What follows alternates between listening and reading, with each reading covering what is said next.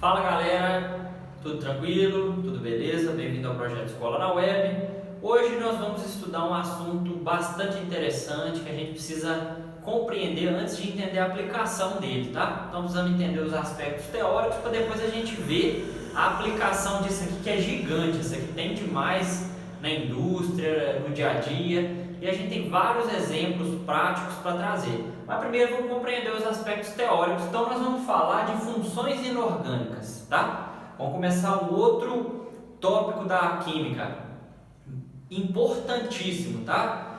E aí nós vamos começar falando de ácidos e bases, que são duas funções que nós precisamos compreender bem nessa aula. Bom, essa história aqui começa o seguinte, gente. Começa com o que a gente chama de teoria de Arrhenius. Então, Arrhenius foi um pesquisador, um cientista, que cunhou uma teoria a respeito do que acontecia com ácidos, bases e até com sais, tá? Mas para ele chegar até esse finalmente, teve um caminho. Como é que foi isso? Inicialmente, já não era novidade no mundo científico que quando uma substância iônica que formava retículo cristalino era dissolvida em água, ela formava íons solvatados, né? Íons circulados por água, isso é solvatação, tá bom, pessoal? Íons em estado aquoso aqui, tá? Na fase aquosa. Então eles se dissociavam, se desmembravam, cátion para um lado e iam para o outro, e quando era ligado a uma fonte externa, a solução conduzia a eletricidade. Isso já não era novidade. O Arrhenius, o que ele vai fazer é perceber, fazer experimento com outras coisas e fazer algumas observações. Então, seguindo os experimentos que o Arrhenius fez, C12H22O11, sacarose, açúcar de cozinha, dissolve em água, não conduz corrente.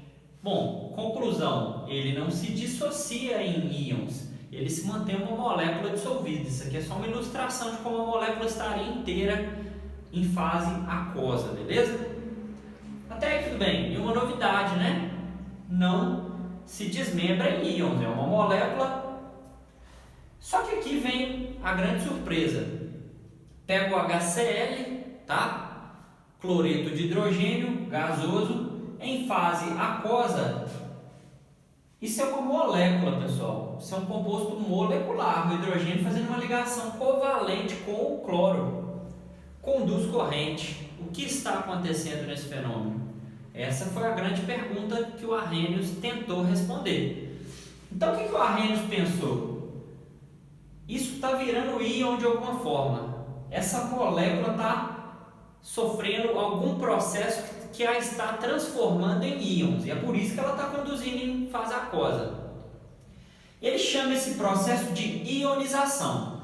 Então aqui nós temos a dissociação, tá? A dissociação no composto iônico. Agora, no composto molecular, quando ele se quebra em íons, é um fenômeno que chama ionização. Essa foi a teoria do Arrhenius. O que ele pensou? Bom, haja vista que o cloro é bem mais eletronegativo que o hidrogênio e a água tem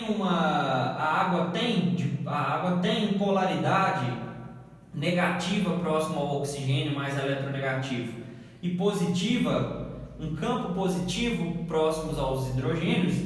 Esse oxigênio se aproximando fragilizava e rompia essa ligação entre o hidrogênio e entre o cloro, tá? De maneira que o que a água estava fazendo era arrancando esse hidrogênio aqui do cloro, que ficava com o elétron para ele. Então a água conseguia puxar o hidrogênio catiônico, que a gente chama às vezes de próton, pessoal, porque só ficou um prótonzinho. Ele tem número atômico 1, perdeu um elétron, ficou só um próton. Então a gente chama isso aqui, ó, de próton na química, tá? Então a água, dizemos que a água extraiu o próton, extraiu o hidrogênio e o cloro ficou negativo. Esse processo é o processo que o Arrhenius denominou de ionização e começou a observar nos seus experimentos.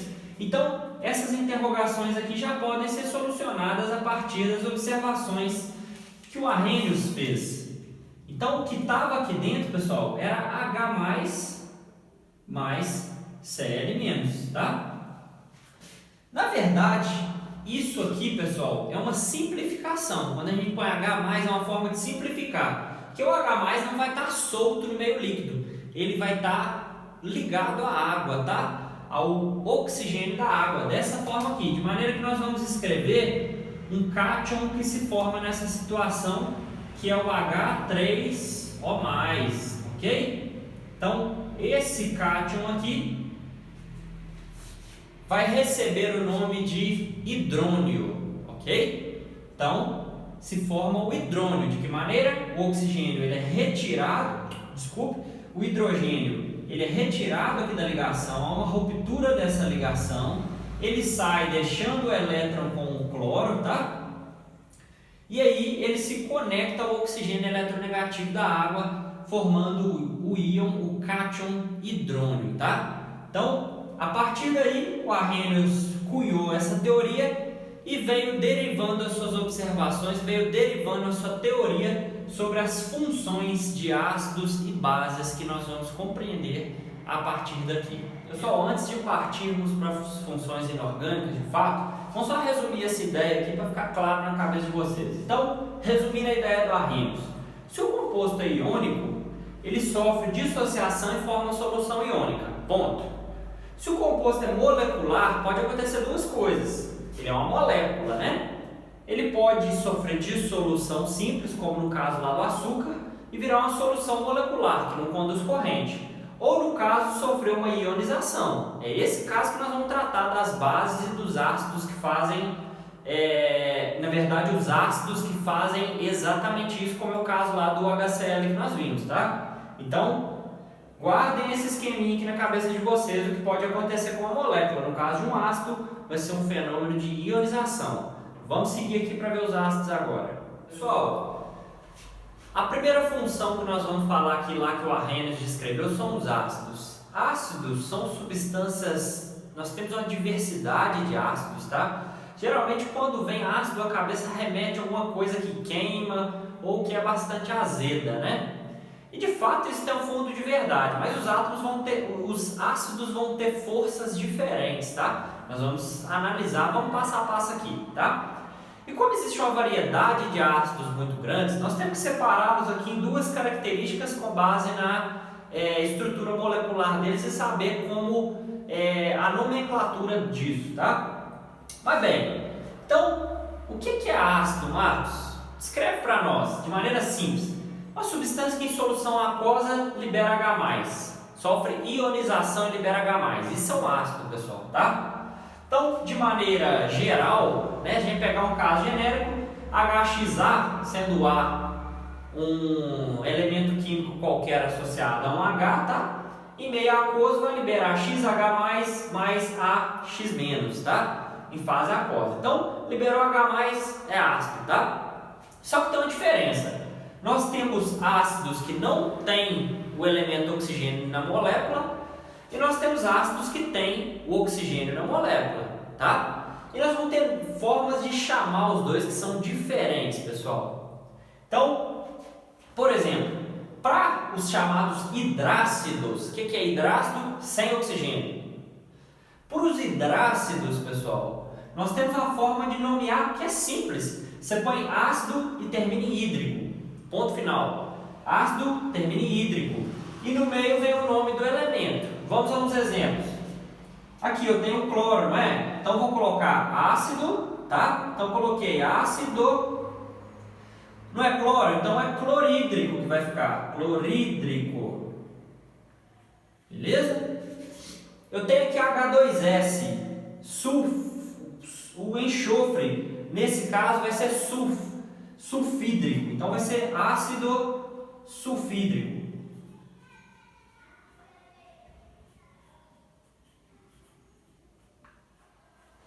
E o HF, Marcos, é flúor, né? Então a primeira coisa que a gente faz, escreve ácido e completa aqui, fluorídrico, pessoal. Ó, então, fluorídrico.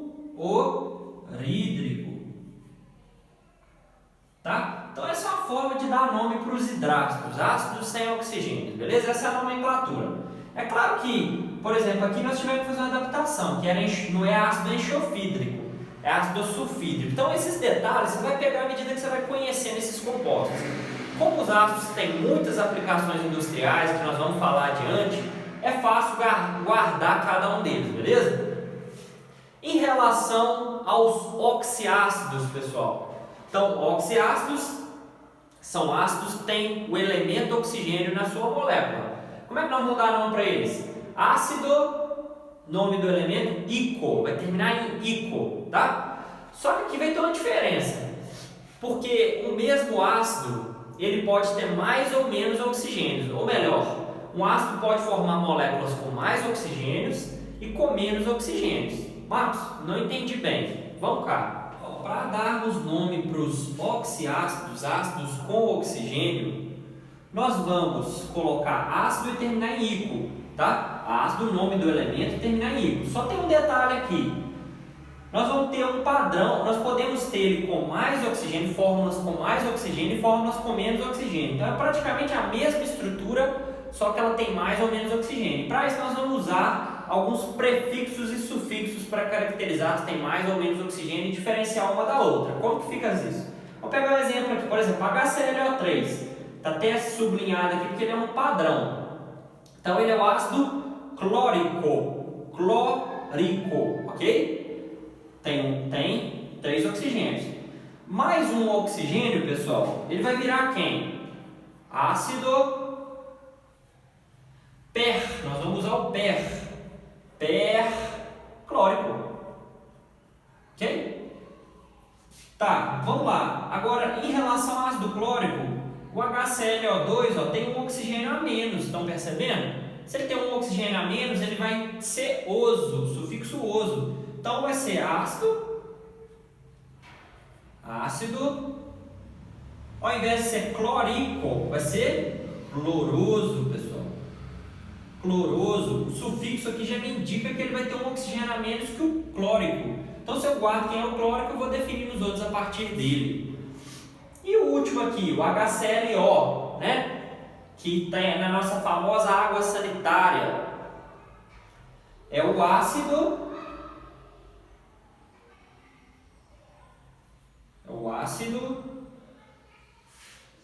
hipo, nós vamos ter que usar um hipo para adicionar que ele tem um oxigênio a menos que o oso. Hipocloroso, e termina em oso. Então, hipocloroso. Então, é assim que nós definimos o nome dos oxiácidos, pessoal. Então, temos aí uma série de oxiácidos que são bastante importantes para nós, tá? E é assim que nós damos nome para eles. Marcos, com essa regrinha que eu vou matar todos, é claro que é igual o caso lá do sulfídrico. Tem alguns casos que vão ter umas pequenas adaptações, mas à medida que você vai conhecendo os ácidos principais e a aplicação industrial deles, isso vai ficando claro na sua cabeça. A regra é só um norte para te ajudar a memorizar isso aí com maior facilidade. Mas você não precisa ficar, vou nomear um ácido tan, hídrico. Não, isso vai entrando de maneira natural. À medida que você vai conhecendo os ácidos, você tem mais ou menos a noção da regra, você sabe como é que é o nome de cada um deles, beleza? Então a regra tem que te servir de norte, tá? E aí o que você tem que saber, pessoal, é compreender a fundo os ácidos e a aplicação deles, que é o mais importante que nós vamos ver aqui em sequência. Pessoal, uma outra nomenclatura que eu preciso comentar aqui, que ela é comum também, você pode ver no livro e falar, poxa, mas o professor não falou sobre isso, aquela questão do ícaro, esse aqui é diferente. Então, uma muito comum é quando aparece nos oxiácidos, tá, pessoal? Não estou falando nos hidrácidos, não, que lá a gente já matou. Mas nos oxiácidos pode aparecer essa nomenclatura aqui também. Ela é usada, por exemplo, no ácido fosfórico e nos análogos a eles, moléculas que parecem com ele.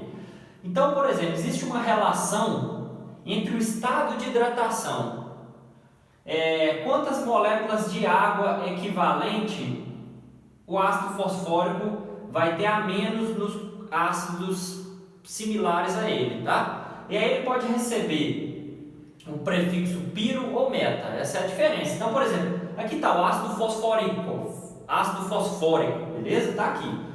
Aquela regrinha que a gente viu lá para os oxiácidos, tá? Normal. Só que é o seguinte, se a gente pega duas moléculas de ácido fosfórico e tira uma água, tira um H2O, H4P2O7, esse ácido tem similaridade com o ácido fosfórico. E por ter essa relação com a água a menos, a gente vai dar o prefixo de piro para ele. Então a gente vai chamar ele de ácido pirofosfórico, tá? Então você vê esse nome ácido pirofosfórico, você fala, poxa, mas de onde tiraram pirofosfórico? Então vem dessa relaçãozinha aqui, tá? E se é uma molécula só que tirou uma água, ele é meta. Então ácido metafosfórico ou HPO3, ou seja, uma molécula de H3PO4 tirou uma água, é o metafosfórico. Então você pode ver isso aí, para você não estranhar, não achar diferente, tem essa outra nomenclatura aqui. Agora, uma classificação que é importante para nós, pessoal. Os ácidos são chamados de mono, di ou triácidos, tá? Até tetra eles podem ser, ok? São quantos prótons ele vai liberar ou quantos hidrônios ele vai formar. Podemos falar dessa forma também, né? Então, vamos pegar um exemplo aqui para ficar mais claro isso aqui. Por exemplo, o HCl, pessoal, HCl, ele só pode liberar o quê? Um próton, ou formar um hidrônio, não é verdade? Ele seria um monoácido. Agora, por exemplo, eu citou exemplo de diácido, só para ficar mais claro. H2SO4, ácido sulfúrico, um oxiácido, termina em ico, ácido sulfúrico, beleza? Olha lá, gente, ele em contato com a água, ele vai ter duas etapas. Na primeira etapa, ele forma HSO4- e libera um próton, tá? Na segunda etapa, ele forma o HSO4- e libera outro próton, formando SO4-2-. A reação, globalmente falando, nós podemos cortar aqui do reagente no produto, somar os itens aqui dos reagentes no produto, nós vamos ter que H2SO4 está formando SO4-2- mais 2H+, mais 2 prótons. Ou seja, ele libera 2 prótons ou forma 2 hidrônios. Isso aqui é simplificado quando a gente coloca assim, entendam isso.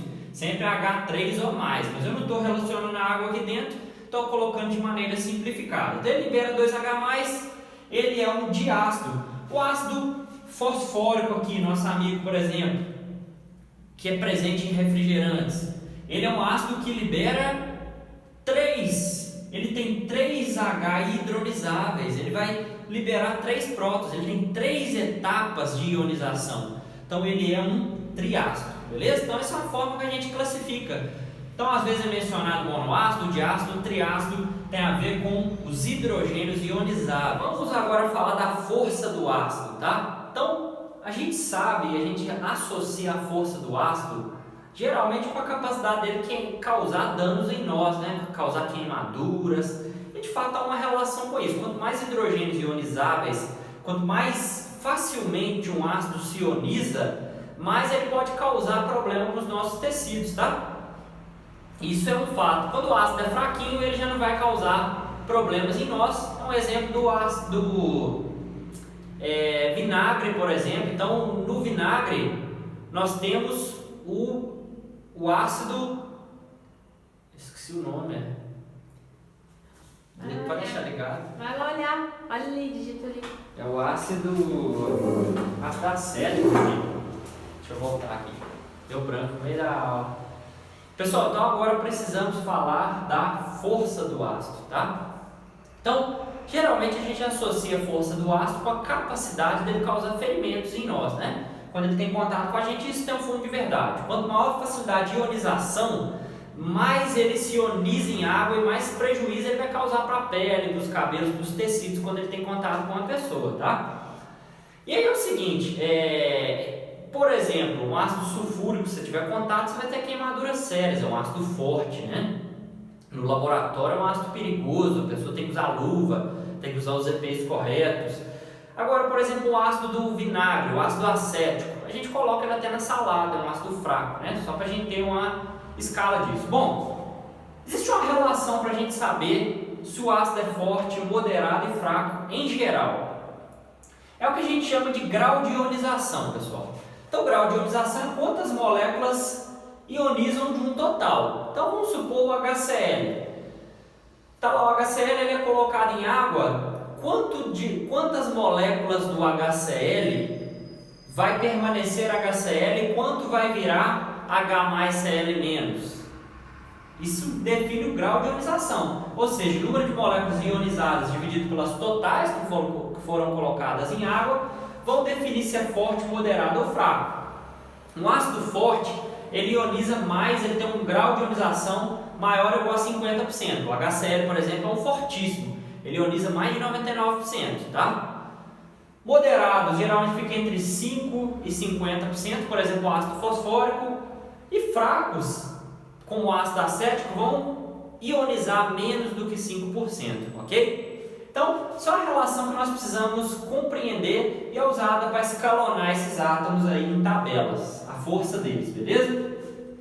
Em relação aos oxiácidos, pessoal, dou uma setinha aqui. A gente pega o número de ácido de oxigênio e faz menos o número de ácido de hidrogênio ionizável e joga dentro de uma escalinha. Se o X der de 3 ou 2, ele é forte. Se o X der 1, ele é moderado. E se o X der 0, ele é fraco.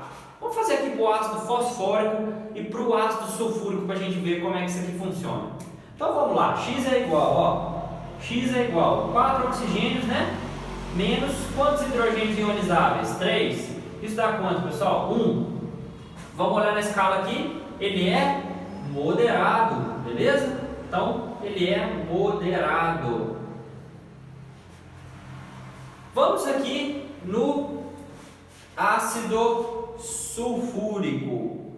Então, vamos aqui no ácido sulfúrico. Olha lá, ó, X é igual. Nós temos 4 oxigênios, menos 2H, 2 hidrogênios. Isso aqui vai dar 2, pessoal. Olha lá, 2 ou 3, ele é forte. E bate exatamente. Se a gente for ver as aplicações industriais, isso aqui é usado para a produção de nitroglicerina, por exemplo, é um ácido fortíssimo, que causa queimaduras seríssimas. E esse é um gás que está presente nos refrigerantes, por exemplo, é um gás de força moderada, diluído, não vai causar danos no nosso tecido, beleza?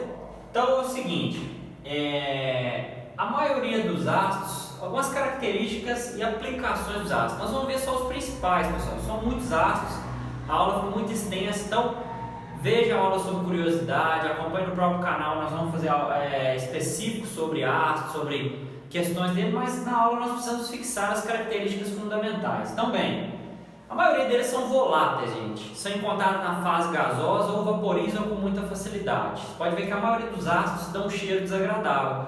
O ácido acético é um exemplo, você pega o vinagre e já começa a sentir que é cheiro desagradável. Isso é porque eles volatilizam com facilidade. Com exceção do ácido sulfúrico e do ácido fosfórico, são fixos, beleza? Eles fazem reações com metais em geral, pessoal, ok? Então, reagindo com metal, por exemplo, aqui, ó, o zinco sólido, quando reage com ácido clorídrico, forma um cloreto de zinco, forma um sal, tá? E libera gás hidrogênio, pessoal. Então, eles fazem uma reação, eles reagem facilmente com metais em geral, beleza? Alguns ácidos que nós temos aí na indústria, que a gente conhece no dia a dia, que tem importância fundamental. Ácido clorídrico, você vai se lembrar do ácido que você tem no estômago, na digestão de alimentos. Além disso, ele é um ácido que é utilizado na indústria na fabricação do famoso ácido muriático, que é usado na limpeza de pisos, limpeza de superfícies em geral, beleza? Um ácido bastante forte, tá, pessoal? O ácido nítrico também é um ácido bem forte, tá? É um ácido que ele é usado na produção da TNT, na produção da nitroglicerina. Então tem uma importância fundamental na indústria. Também é um ácido forte, em contato com a pele causa queimaduras que formam uma estrutura amarelada e depois a pessoa perde a pele. Isso porque ele tem a capacidade de destruir a queratina e esses íons nitrato se grudam na queratina e dá uma conformação que dá uma cor amarelada. Parece que a pele está pintada, que é a queimadura característica do ácido nítrico que pode causar queimaduras sérias, ok? Ácido sulfúrico, pessoal, um outro também importantíssimo, eu diria que talvez o mais importante, eles chamam ele de burro de carga da indústria, porque a grande parte da receita na indústria química tem a ver com ácido sulfúrico. Ele é usado na fabricação de vários materiais, incluindo fertilizantes, que é o principal deles, tá? Também é um ácido bem forte, e ele tem uma capacidade desidratante muito grande. Então, em contato com a pele, em contato com superfícies, ele absorve aquela água ali e a superfície fica desidratada. Então, na pele, em geral, a queimadura deles tem uma característica de enrugar a pele fica enrugada, fica desidratada, tá? E depois essa pele vai ser perdida dependendo do grau e do contato que se teve com ele. São queimaduras seríssimas também, deixam cicatrizes horríveis também, pessoal. O ácido acético, então vamos falar de um ácido que é fraco, que é usado na indústria de alimentos, tá? Então, a partir da oxidação do álcool, tá? O etanol, quando ele é oxidado, ele vai formando ácido acético E esse é um ácido que ele é usado na indústria de alimentos na produção do vinagre, por exemplo. Então se faz aquele líquido que é usado para comida, para temperos em geral, que é o vinagre, que tem composição de ácido acético, que é derivado da oxidação do etanol, ok? Ácido fosfórico, que é o H3PO4. Então não poderíamos esquecer dele. Por quê? Porque ele tem um papel relevante na indústria de refrigerantes. Embora ele também seja usado na indústria de fertilizantes, tem uma importância muito grande, mas ele é o grande polemizador da Coca-Cola, por exemplo. Todo mundo fala, a Coca-Cola desentopia. Na verdade não desentope, nós vamos conversar sobre isso em aula própria, falar sobre as curiosidades da Coca-Cola. Mas o ácido fosfórico está presente na Coca-Cola e muito se fala sobre ele, sobre a fragilidade óssea, sobre a osteoporose que a Coca pode gerar, tudo por conta dele. Mas ele é um ácido fraco e é até relativamente seguro para o consumo nas quantidades que ele é usado nos refrigerantes em geral e na própria Coca-Cola, que tem uma maior quantidade dele. Beleza? Então, com isso nós finalizamos aqui a parte dos ácidos, pessoal. Então saímos lá desde a nomenclatura, vimos as principais características, como é que eles são encontrados aí no mercado, no dia a dia. Número 1 aí, ó. A temperatura ambiente, o cloreto de sódio, NaCl, é um sólido e o cloreto de hidrogênio é um gás.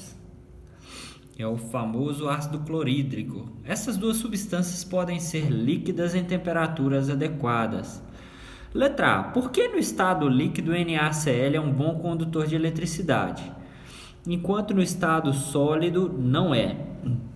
O NaCl, pessoal, o que acontece em estado líquido? Em estado líquido, nós vamos ter o NaCl em água, H2O, dissociando em íons. E esses íons, sódio e cloreto, vão ser os responsáveis pela condução da eletricidade. No estado sólido, ele está numa estrutura estática que é conhecida como retículo cristalino, todo organizadinho aqui dentro, em cátions e ânions próximos uns dos outros. Então, resposta: no estado líquido, ele funciona como se estivesse dissolvido, porque ele tem a separação de cátions e ânions que tem maior liberdade. Então, alta liberdade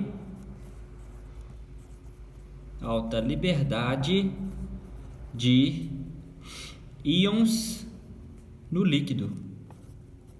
Então, no NaCl em estado líquido eu tenho liberdade dos cátions dos ânions da mesma forma que acontece quando ele está dissociado em água, tá? Agora, quando ele está sólido, ele está num retículo cristalino estático, que não permite essa liberdade de condução.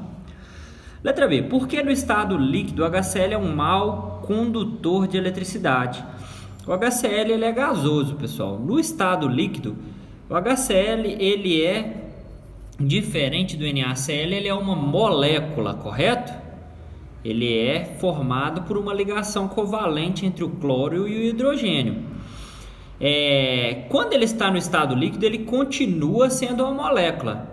Ele só vai conduzir quando em água ele sofre a chamada ionização. Estão lembrados? Então, ele precisa estar dissolvido, ele precisa estar em fase aquosa para ser um bom condutor, senão ele não será. Então, no estado líquido, ele ainda é uma molécula. Então, HCl é uma molécula.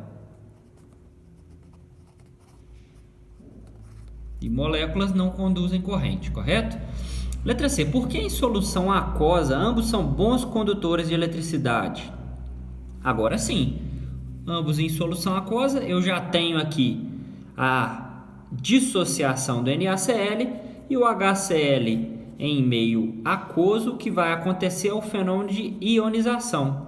Então, ele vai formar íons com liberdade para conduzir corrente. Essa é a resposta para que ambos em solução aquosa sejam bons condutores. Ambos produzem íons com liberdade.